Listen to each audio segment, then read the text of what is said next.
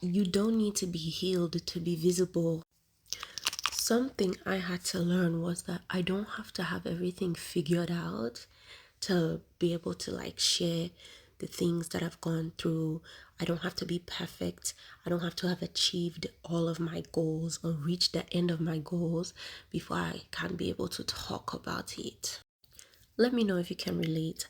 I had to take myself out of the mentality of thinking that I had to be at the end of a goal, at the end of whatever routine, just like have perfected something before I felt like I had the authority to be able to not only talk about it, but to be able to share my experience.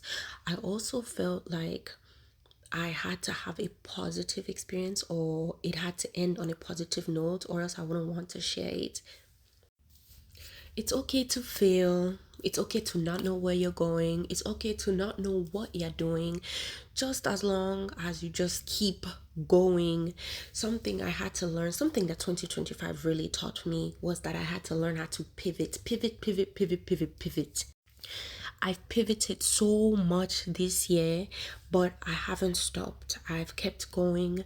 I've restructured, I've replanned, and I'm actually really proud of how far I've come because the old me would have felt like if I was going down a road, if if I didn't achieve it going down that road, I would still just keep going because I was the type of person to feel like if I push hard enough, I would achieve it.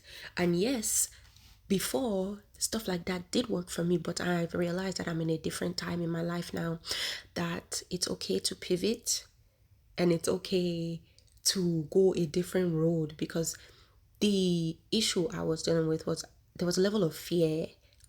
To me, there was a level of fear that came with pivoting. Like I was too afraid of pivoting because I felt like, oh, that means I failed.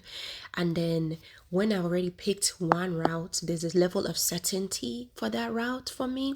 So when I would try and pivot, I would feel like, oh my God, I'm so scared. I'm so scared of the unknown. I'm so scared. And it's okay to be scared, but it's okay to be scared. It's okay to do something and be afraid. But I feel like you're doing yourself a huge disservice when you're afraid and you don't even move at all because you're still stuck in the same place. Something else that I learned was you don't have to have everything figured out. You just have to keep trying to figure things out. Something that really paralleled this to me was my fear before of like when I wanted to do something, I'll tell myself, okay, I'm going to do X, Y, and Z, but then I would procrastinate and I'll procrastinate and I'll procrastinate. And I saw a quote before that said that when you're procrastinating, it's not because you're chasing perfection, but you're procrastinating because a part of you feels like you can't achieve what you want to achieve. A part of you doesn't believe in yourself. A part of you is doubting that you can actually achieve what you want to achieve. And that paralleled, really paralleled my need for feeling like, oh, I can't do certain things until I'm fully healed.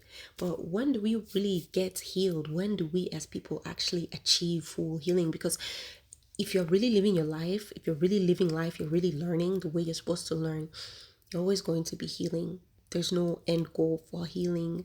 So I think it's a cop out. And I think it was really just another way for me to procrastinate because I didn't feel like I could achieve what I thought I could achieve. I didn't feel like I could achieve the goals I said I wanted to achieve because a part of me didn't really believe in myself. So I'm glad I was able to work through that and just realize that it's actually better to show up. It's better to show up every day than to hide away and put myself away for months on end until I achieved whatever level I felt was acceptable because I know myself, the type of person I am. Once I reach one level, I'm ready to move on to the next one. Once I've achieved something, I was the type of person that didn't sit in that achievement.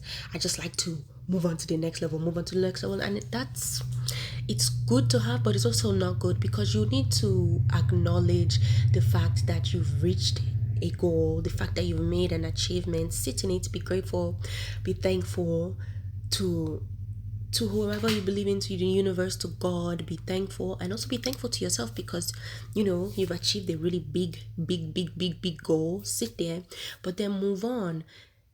Just move on to the next thing, but just allow yourself enough time to say allow yourself enough time to acknowledge what you have achieved and then move forward. So that's something I really had to learn, was that I'm not going to be fully healed. And for me, waiting for myself to be fully healed before I feel like I can present myself to the world is not only invalid, not only skewed, but it's also shows that I didn't believe in myself and I was allowing fear to dictate how I would move in life. I would love to hear whether or not you agree, what you think about the topic. Just tell me something that this year has really brought to the forefront of your mind.